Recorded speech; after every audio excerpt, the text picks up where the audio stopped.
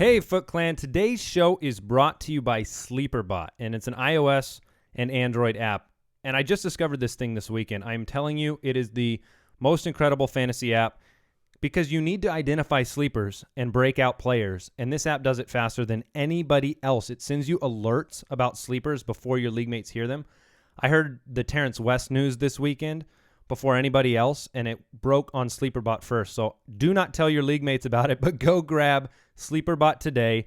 It's the most active fantasy community out there of news, combining information. So whatever you do, don't tell your league mates, but go grab Sleeperbot today.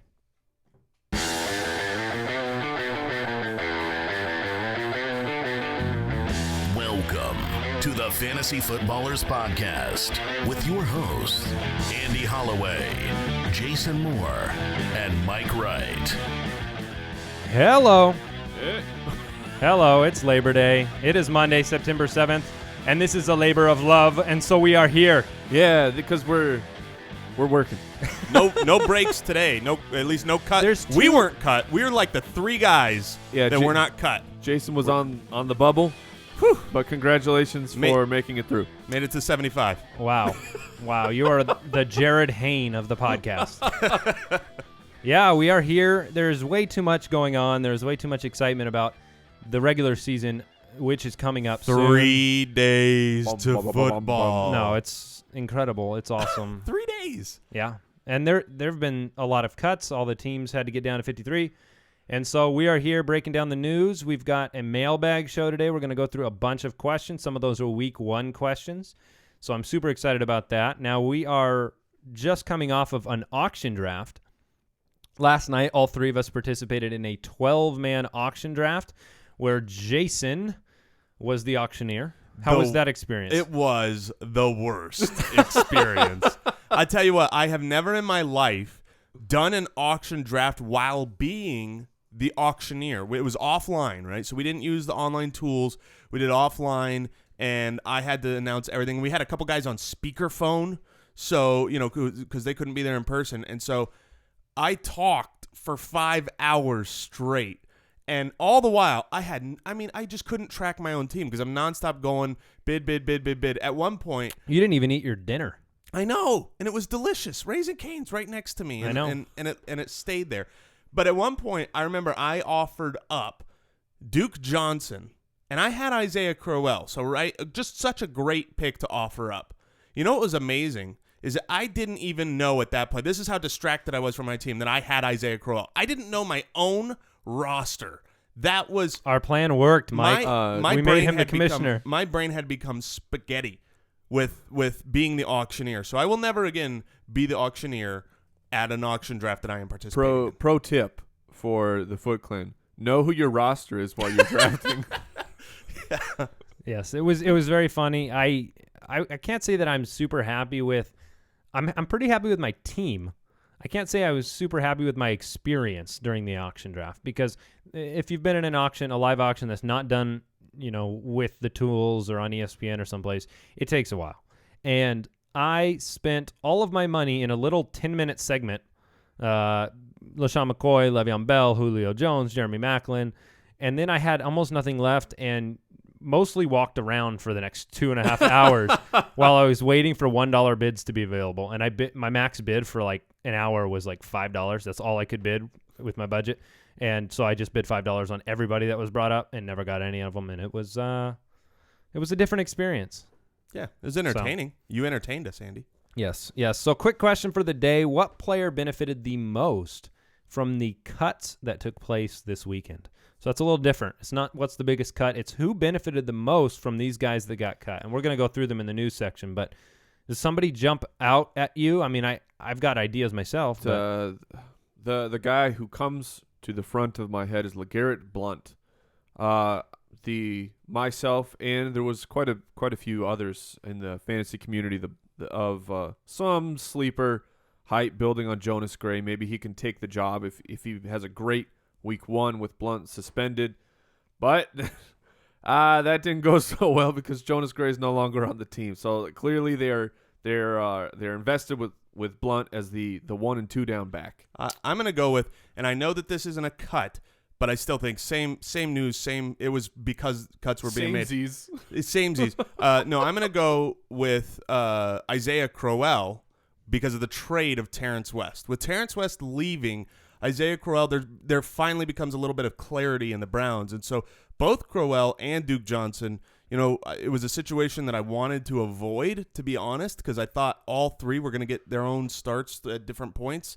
But now it looks like it's Crowell's team on first and second down at least. And right now, Duke Johnson is still concussed and going through the protocol. So Crow looks pretty good. I would say that I'm going to do a little left field here, but I think Sam Bradford benefited from the cut of Tebow because I actually thought of saying him because Tebow was on the field and they were testing him out as the kind of 2-point conversion quarterback.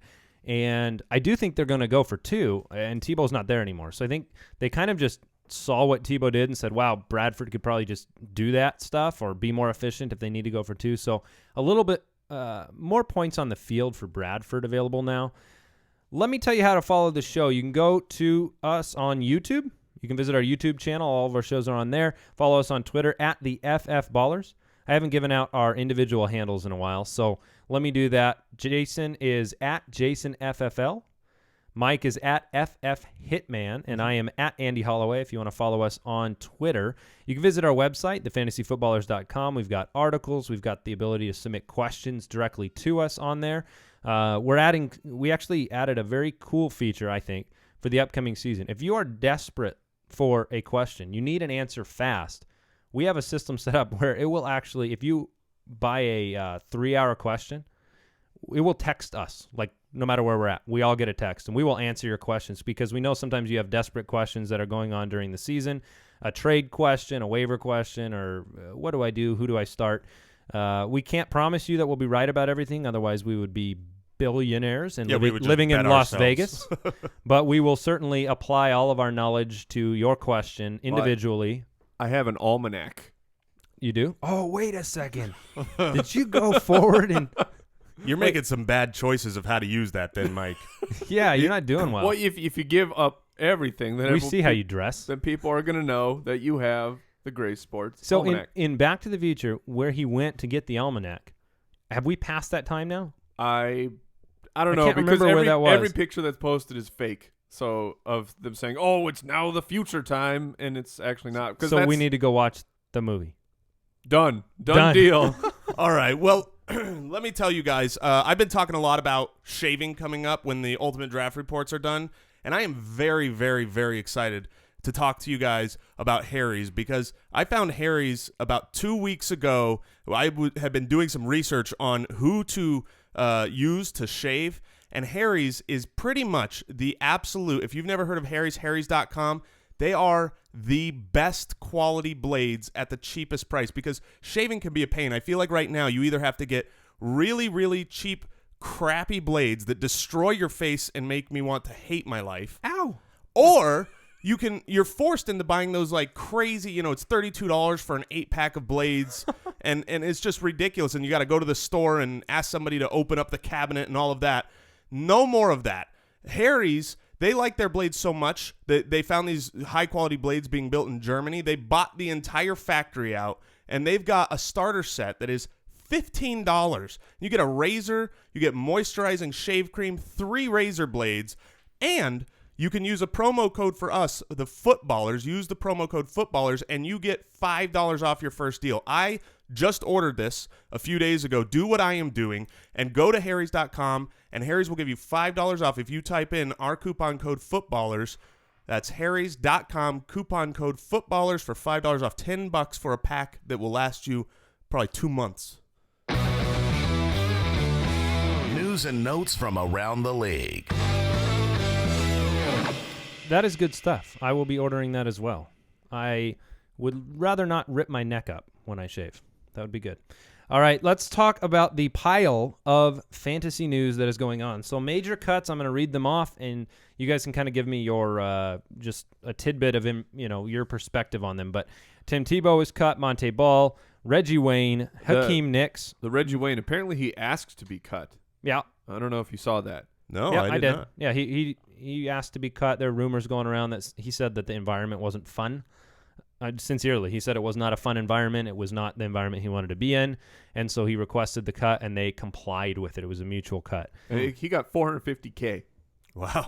He did? Because he got a signing bonus. Okay. So Hakeem Nicks, Matt Castle, Duron Carter, Jonas Gray, and Boom Herron injured. But reports are that he will receive a injury settlement and release. So I just wanted to read those names. Who sticks out to you? Monty Ball sticks out to me because C.J. Anderson has been such a high upside, but you've got all this risk of just a busy backfield behind him.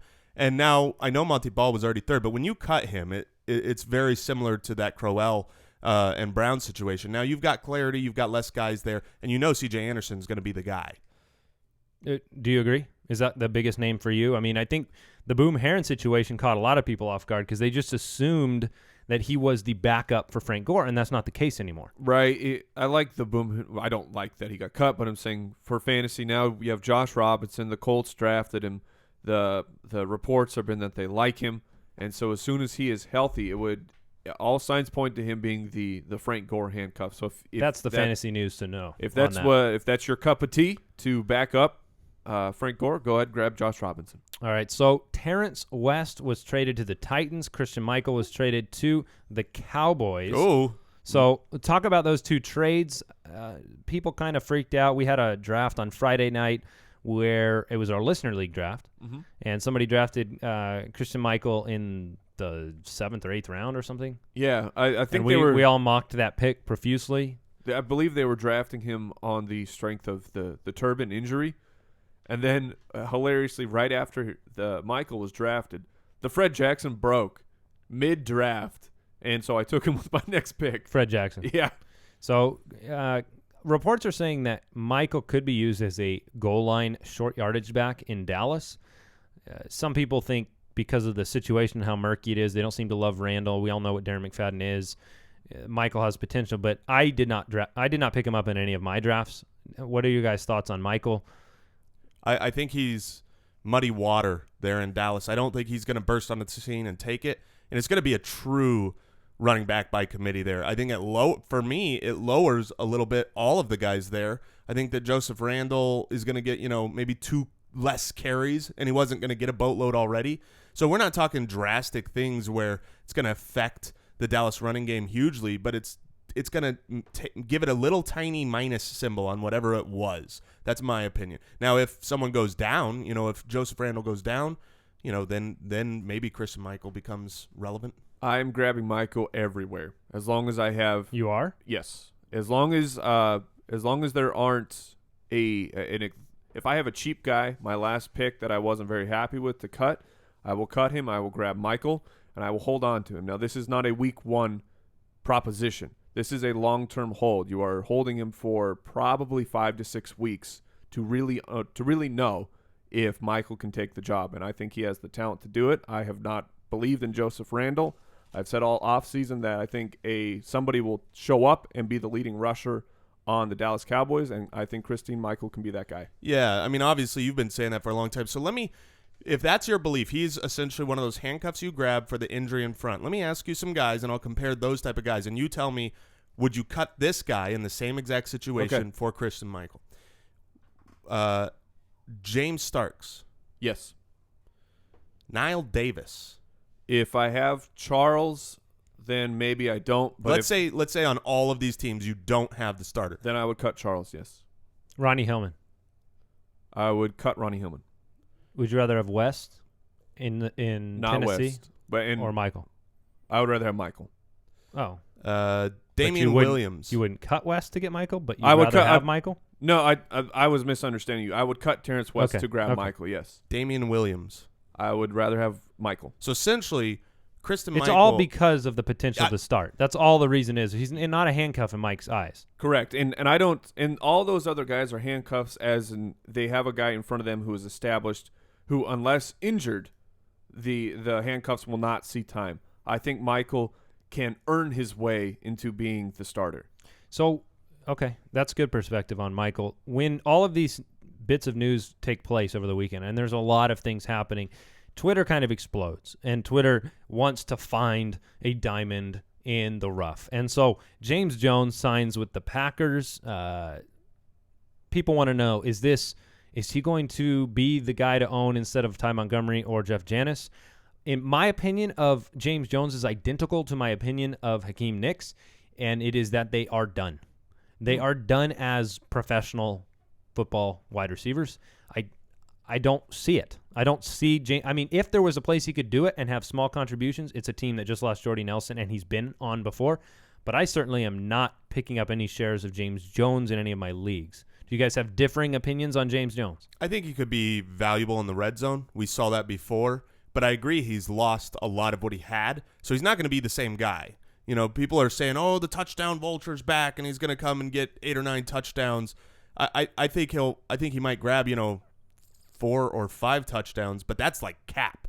I don't see him doing more than that. The last time he played for the Packers, which was a full season, was 2013, and he had 3 touchdowns. There you go. And so he's 31. I think he's insurance. That's what I think. Yeah, and I think that he can hurt, or I think he does hurt the potential stock of Montgomery and Janis coming in. It wouldn't surprise me if James Jones becomes the 3. Does he hurt Cobb or Adams at all? No, not at all. But I think he can move up because he's the veteran. He knows the system. He should be, as long as he's in physical shape, he should be able to plug in right away. Now, let me ask you one more question, Mike. Todd Gurley is out for week 1. They've already said he's not going to be playing. Right now, today, you've got to start a St. Louis Rams running back week 1. Oh, man. Roll him out there. Click the button. Who do you put out there on your team? Today, it's Benny Cunningham. Yeah! Benny and Cunningham. That's the best I got for you. Benny and we need to – okay. St. Louis and the New York Jets, we need Benny immediately traded to the New York Jets. Just for the joke. Yeah, just for the joke. It seems necessary to me. I'll call somebody. All right. We did mention Fred Jackson, a 1-year deal with the Seahawks. Robert Turbin was cut. We did not mention that. Well, we mentioned that news broke on Fred Jackson, but I don't think we said that he went to the Seahawks. Did we say that yet? So he did. He signed with the Seahawks. And for some people who love Fred Jackson, not naming anybody, but this could be really great because we know he poisons all of the running backs ahead of him. So this is really bad. We know that. Yeah, we know that. We've tracked. We've got a private eye on it. He kicked Michael out of town already. Oof, look at that. That was quick. He's doing work. Michael's gone. Turbin's gone. Yeah. So Marshawn Lynch owners grab Fred Jackson. So that is something you should do. Yeah, honestly, if you've got Lynch, grab F. Jackson. What do you guys think of Fred Jackson in Seattle? I think he's worthy of being rostered, the same way that Cameron Artis-Payne or all those other handcuffs we were mentioning are worthy of being rostered. However, he's not a guy that you need to pick up. It's not a guy that you need to be like, ooh, maybe, 7th round. I can, it's like he's just a handcuff, I think. Okay, I think he's a handcuff plus. And so what do you think of Rawls? Then the undrafted free agent. Clearly they like him up in Seattle. Turbin kind of hurt his way out, but they traded Michael, and Rawls is in that Lynch mold of running back. I think he's in the Michael plan of running back, which is you've got a guy because you need a guy, and he probably won't be used very much, especially with Fred Jackson there. Fred Jackson is one of the most trustworthy third down, blocking, pass-catching backs. I think he had the best hands in football last year on third down. I think Fred Jackson can contribute on that team. And when you have a backup on a good team, that's my backup plus qualification. When you have a backup that's on a team that moves the ball, Josh Robinson is somebody that I think needs to be. I mean, we talked about him months ago as what I thought was you don't spend that kind of a pick on a guy that you don't believe in, and he was looking good in camp, and so they chose to go with Josh Robinson. So I think he's a backup plus as well because they're Colts. The Colts and Seahawks can move the ball. Do you think Fred Jackson steals any third down work? I think he will be in on third down about as often as Turbin was on third down, which was sometimes. I mean, he was on the field, but he'll do more with it than Turbin would have. So lots of news breaking, and honestly, one of the biggest things in fantasy football for years has been the biggest thing to me is getting news the fastest because it actually matters on whether you win or lose your fantasy league. Because if you find something out before somebody else, that means you can run to waivers and sign a guy. And so this weekend I discovered an app on Reddit, and it's called Sleeperbot. And, sometimes we're looking on Twitter. Sometimes we're looking on Google News. Sometimes you're looking on articles or RotoWorld, and you're trying to find news the fastest possible way.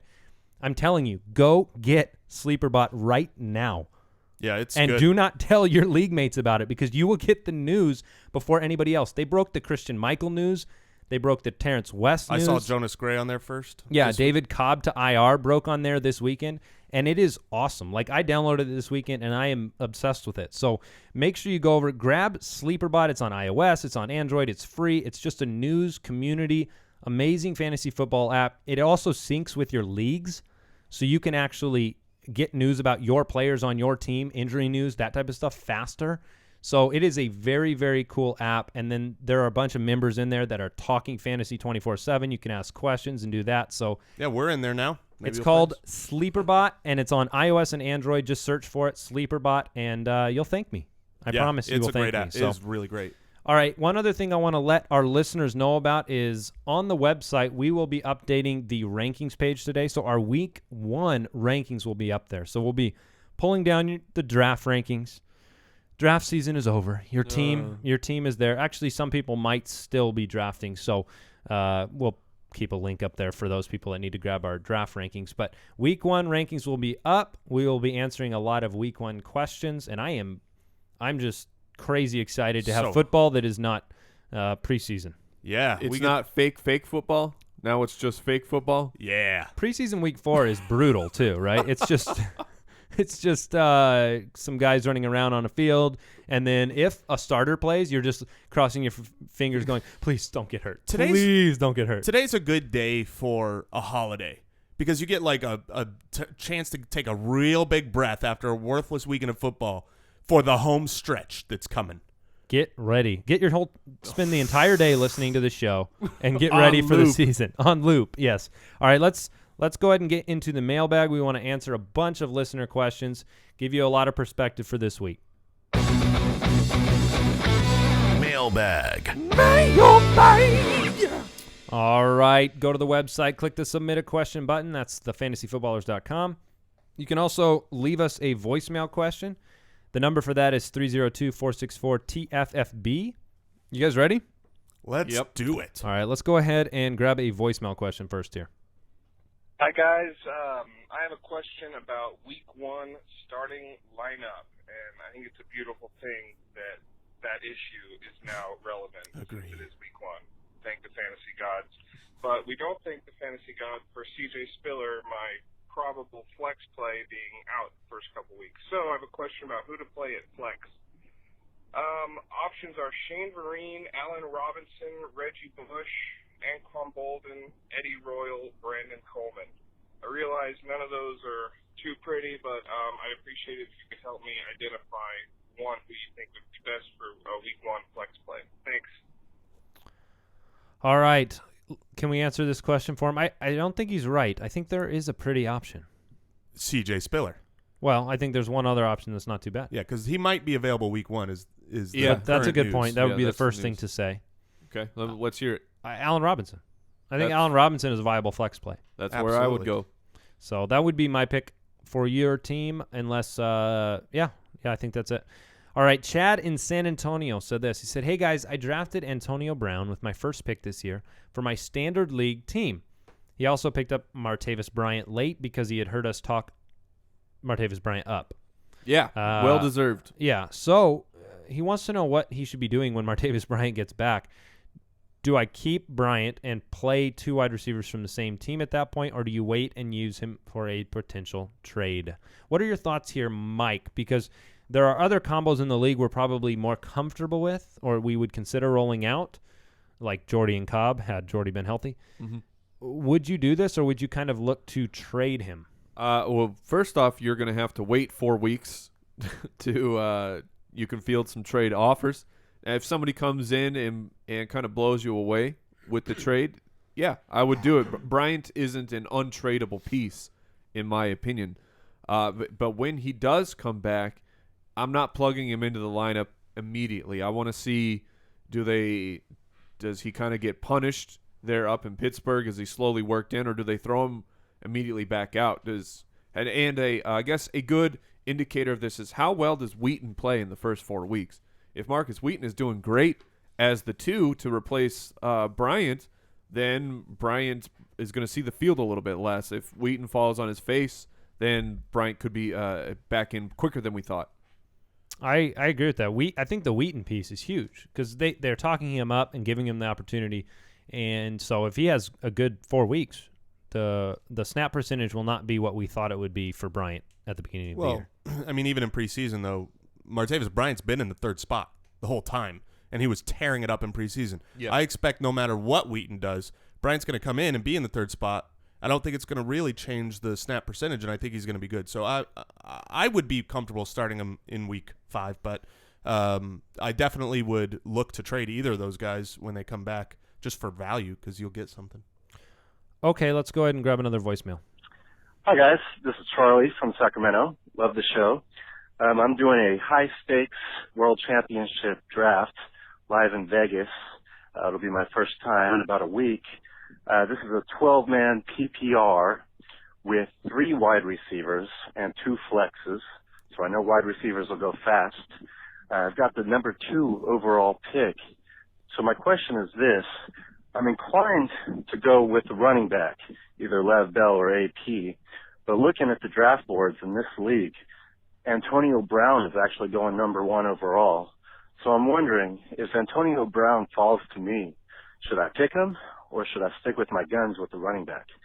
Love to hear your thoughts. Thanks. Bye. That is a very good question, and that sounds like a very fun league. So good luck on that. Good luck on that draft. That sounds exciting. If it's me and I'm in that boat at number 2 in this league format with 3 wide receiver, 2 flex, I am drafting Antonio Brown. Me too. I completely see the argument to take Antonio Brown, so I don't hate it. And if you're actually here's what changes my opinion. It's high stakes, right? So if you're going all in, you want the least amount of bust potential possible. Now, I don't at all think Peterson's going to bust. I think he's going to be fantastic. But the chance of him failing versus Antonio Brown is greater. So I would take Antonio Brown with the 2nd pick. All right, Blake in New Jersey, he has this question, and it is a difficult one. Who emerges in the Patriots' backfield this year? Will everyone be a bust? He has Tom Brady in 2 of his leagues, and he's a Jets fan. Oh, Blake. That's we've got a guy in our league. Nick from our league is the biggest Dolphins fan, and under no circumstance ever, with the greatest trade you could ever produce for him, will he accept Tom Brady onto his roster. That's true. I sometimes want to send him those trades just for fun. Like, I will send you Tom Brady for, like literally no one and just see if he accepts the deal, and I know he will not. But he wanted our opinion on the Patriots' backfield. One of the guys that went for $1 last night that I thought was one of the smartest buys, I think Jason bought him. It was me. It was. Was the unnamed to this point by the fantasy community for some reason. Jonas Gray's gone. James White has not looked good. LeGarrette Blount is suspended week 1. And Deion Lewis is sitting there. And Deion Lewis was a flyer up-and-coming player in Cleveland. We talked about him a couple of years ago. He's had major injury problems. But if he has the same talent he had then, I feel like Belichick can use that. And so we need to keep him in mind. Obviously, Brandon Bolden is involved there. So for me, week 1, if I'm starting any running back, it's Brandon Bolden. For me. For you? Yes. Yeah, I would have a hard time starting week 1 Deion Lewis, but that's the guy that I chose. I kind of had my pick of all the guys on the roster at that spot other than Blunt, and so that was put my money where my mouth is. I think it's going to be Deion Lewis. He looks really good in the preseason. If I'm going to fly on anybody, it would be Deion Lewis. That's what I'm hearing. But if you're starting somebody week 1? Don't make me do it. Yeah, I Benny guess. Cunningham. I mean, Pittsburgh's not exactly a good defense. Yeah, if I'm starting a Patriots back, it would have to be Bolden, but I'm not. I have no confidence. You'll grimace while you do it? I have no confidence in that. All right, I think let's if grab I another was voicemail I here. think if I was starting someone week 1, I would start Deion Lewis. All right. What's going on, fellas? Neil P. from Seattle. Love the show. Never miss a podcast. I just wanted to ask about the first week already. I've got Ryan Tannehill and Sam Bradford on my bench. Who do you think I should start? Thanks, fellas. Keep up the good work. Well, that is a fun problem to have because those two guys, I think, both have great Week 1 matchups. However, the Dolphins play the Redskins, which is my Oh. favorite matchup of the week in terms of offensive and defense. Like if I'm Miami's defense, I'm starting them.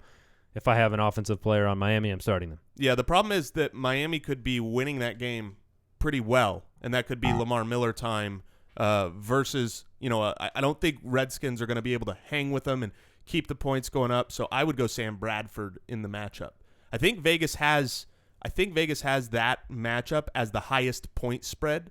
It's Atlanta, right? They play Atlanta. Yes. I mean, that Atlanta-Philly game, I think Bradford's going to put up huge points. So I would go Sam Bradford Week 1. That'd be my vote. Yeah, I believe Washington and Atlanta were two of the worst defenses as far as wide receiver or quarterbacks putting up fantasy points. Which two? Washington and Atlanta. Yeah. Yeah, so I would go with Bradford just because I think that the Falcons can keep up with Eagles on scoring, so there's going to be a lot of points in that game. I feel like if you're in this situation and you don't start Bradford, you're really setting yourself up to be sad. Because I think there's the chance that Bradford has a monster game and you wish you had started him. I don't know if Tannehill's going to have a monster game against Washington. I think he'll have a good game against Washington. But yeah, I've been facing this decision. I mean, let me ask you guys my question. Tom Brady on Thursday night, Sam Bradford against Atlanta. I mean, Pittsburgh was 27th against the pass last year. Philly was 31st against the pass last year. And Atlanta was 32nd, I think. So, I mean, you're talking about passing defenses that don't – I mean, it's going to change, right? They tried to improve those teams. Those things change, and that's why it's hard to make a start based on last year's numbers. I don't like doing that, but they're both good matchups. They're both great matchups. They are the top 2 Vegas spreads. And you can either play a guy and get to watch invested that opening game in Tom Brady, or hold off and play a guy and wait and watch Monday Night Football to come from behind. Exciting either way. I would go Bradford. I like watching my players play so much that it always kills me when I have the decision about like a Thursday night guy versus a Sunday guy. I've made the wrong decision before simply because I'm like, I want to just sit down and watch this one. I really want to watch D'Angelo Williams on Thursday night. Start him, Andy. Yeah. I would start Bradford, but that is what I'm doing. I'm starting Bradford. This is why I have. You heard it here. I have one quarterback. And you have one quarterback in that league, and his name's Teddy Bridgewater. Oh, and guess who I'm starting Week 1? You don't have to decide between him and. Didn't you just sign another quarterback in that league? Possible. Yeah, you did, didn't you? Who was it? Cam Newton. So I have one quarterback, he says, but he has 2 quarterbacks. I forgot I signed it, but I'm not starting Cam Newton. All right. That's a flyer, my friend. Oh, my goodness. Point invalid. Yep. All right. Corey in Buffalo. He has both the Bills and the Browns defenses. Would it be worth dropping the Browns and picking up Carson Palmer, even though I have Luck already? Or would it be better to add someone like Reggie Bush, Roy, Hello. Stevie Johnson, Brian Quick, or Tyler Lockett? Thanks a bunch. Well, I don't think you need 2 defenses. Tell you that. Agreed. Correct. I would much rather have chips in the wide receiver and running back, so drop the Browns. I would sign Stevie Johnson out of that entire group because I don't think I need a backup for Andrew Luck, so I would not sign Carson Palmer. And out of those other guys, I would take the flyer on Stevie. If I needed running back depth, Reggie Bush is playing, so that would be my only other consideration. Well, this next question plays right into what we were talking about with matchups. Jordan in Arkansas. Well done, sir. Andrew Luck at Buffalo or Cam Newton at Jacksonville. And his argument for Andrew Luck at Buffalo is it's Andrew Luck. And the argument for Cam Newton at Jacksonville is it's Jacksonville. And so this is exactly what I was talking about. We really don't know how good these defenses will be. We have a range where we kind of think they are. I think Buffalo's a really good defense. I don't think Jacksonville's a very great defense. But I'm starting Andrew Luck. I'm not playing the matchup game between players of these, this big of a gap between 2 players. Do you guys agree? I completely agree. If you took Andrew Luck with a first or second pick, you play him. Yep. Yeah, that would just be very, very painful to be rolling Cam Newton out there hoping he failed against Jacksonville. Where, honestly, if you're in like a FanDuel league, And you can sign up on FanDuel, use our code BALLERS. If you need a coupon code, get the $200 bonus. In our FanDuel league, I would play Jacksonville's D. Like, I think Jacksonville has a chance to surprise on the cheap week 1 myself. Because they're against Cam? Yeah, Really? against Cam. Because that offense... He's got no weapons right now, and Funchess isn't back yet, so... I just think it's not going to be a high-scoring game. I think that game will be a lower-scoring game. The Carolina D is great week 1 as well, obviously, better than Jacksonville would be. But on the cheap, I like Jacksonville's D if you need a magical flyer. All right. Isaac in Harlingen. Someone help me. Harlingen is what's written. All right. Would you start Jarvis Landry over Sammy Watkins? It seems like Watkins is the better talent, but Landry actually has a quarterback to throw to him, so he is torn. Who would you start week 1? Landry. Yeah, week 1, we were talking about the Redskins-Dolphins matchup, and Landry is much more, like the type of running back like wide receiver where you're going to get a lot of those quick, short passes.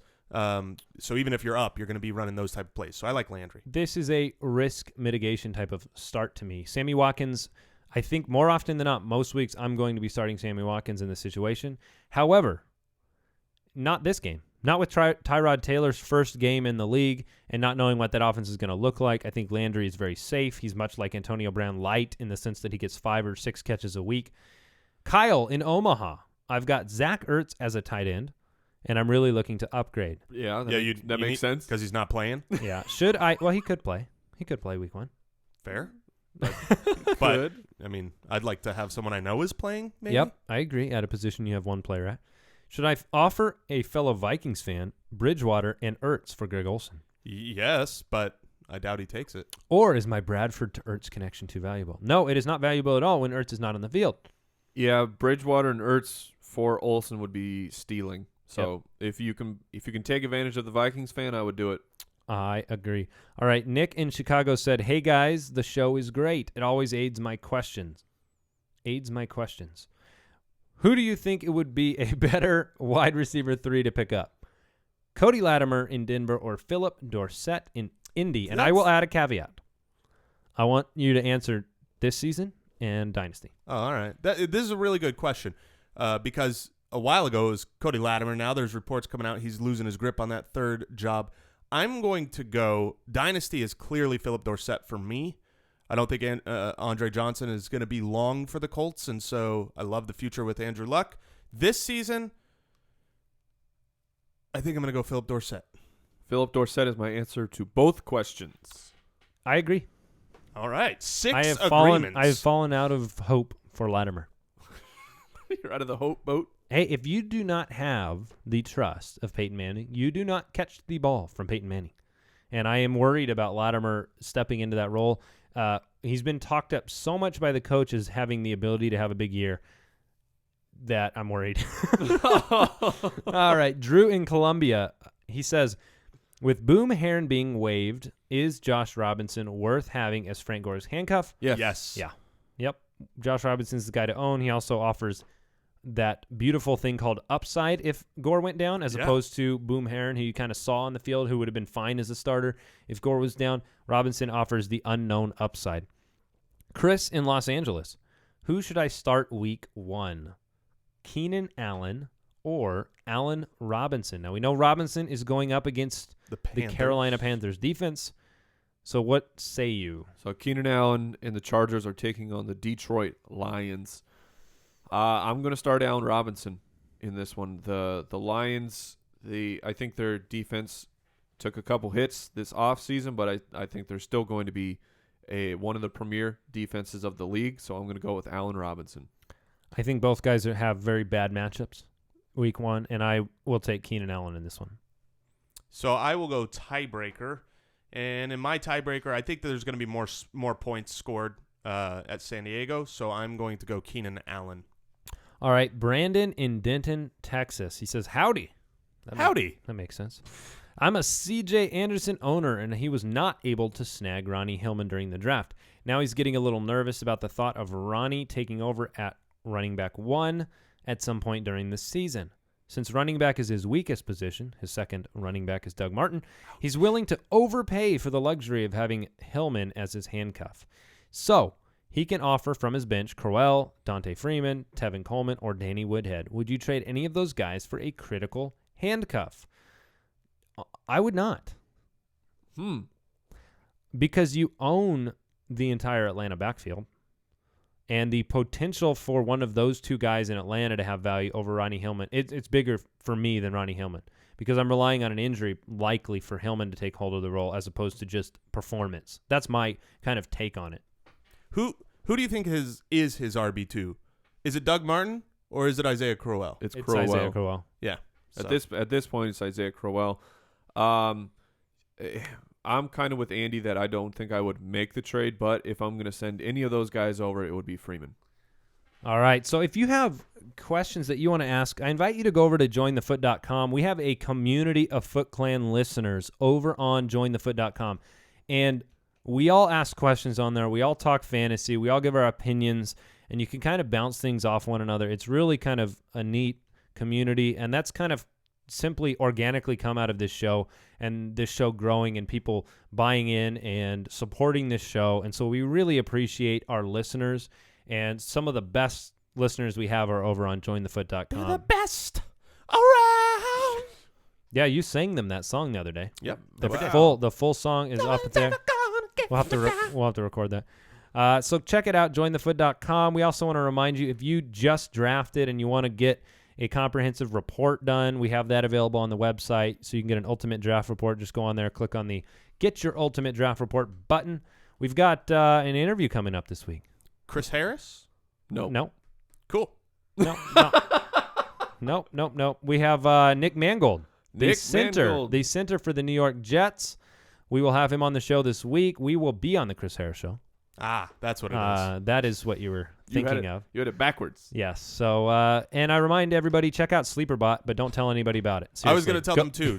Honestly, news is super important for winning. In fact, I want to check it right now to make sure nothing happened. But yeah, check that out. Any parting words, gentlemen? Not that people care so much about our league, but breaking news: I no longer have two quarterbacks. Did you just cut Cam Newton? Yeah, that's right. You just straight up cut him just for the sake of the show? Principle. Because I put Kristen Michael on my bench. Thank you for listening to another edition of the Fantasy Footballers Podcast. Don't forget to visit us on the web at www.thefantasyfootballers.com and follow us on Twitter @TheFFBallers.